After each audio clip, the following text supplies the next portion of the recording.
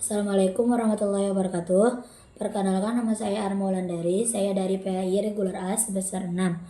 NIM saya 2201111926. Untuk middle test kali ini tentang strategi pembelajaran, saya mengambil yaitu peta konsep atau konsep mapping.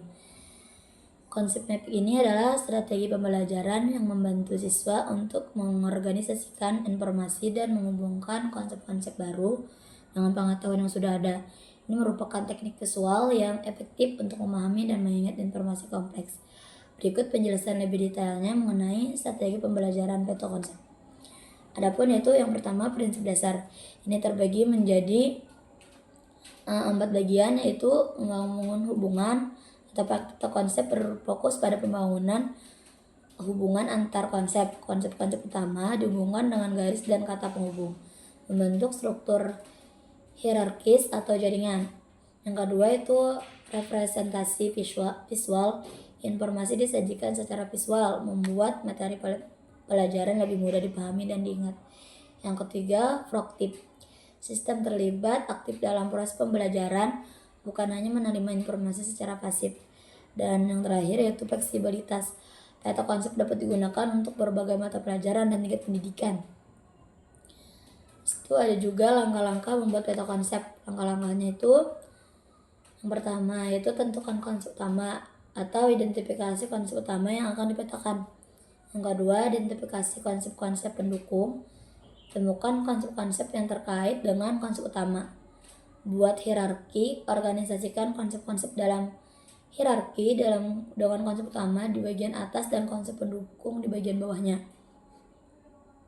Adapun hubungan konsep dengan garis dan kata penghubung yang menjelaskan hubungan antar konsep. Dan yang terakhir, gunakan simbol dan gambar. Gunakan simbol dan gambar untuk memperjelas peta konsep. Adapun keuntungan menggunakan peta konsep itu dapat meningkatkan pemahaman, membantu siswa untuk memahami hubungan antar konsep dan mengorganisasikan informasi secara sistematis, meningkatkan ingatan, representasi visual memudahkan siswa untuk mengingat informasi, meningkatkan keterampilan berpikir kritis, membantu siswa untuk menganalisis dan mengintesis informasi, meningkatkan keterampilan komunikasi, membantu siswa untuk mengomunikasikan ide-ide mereka secara efektif, meningkatkan kolaborasi. Peta konsep dapat digunakan dalam kegiatan kelompok untuk meningkatkan kolaborasi dan diskusi. Adapun perbedaannya dengan mind mapping. Meskipun seringkali disamakan, peta konsep dan mind mapping memiliki perbedaan.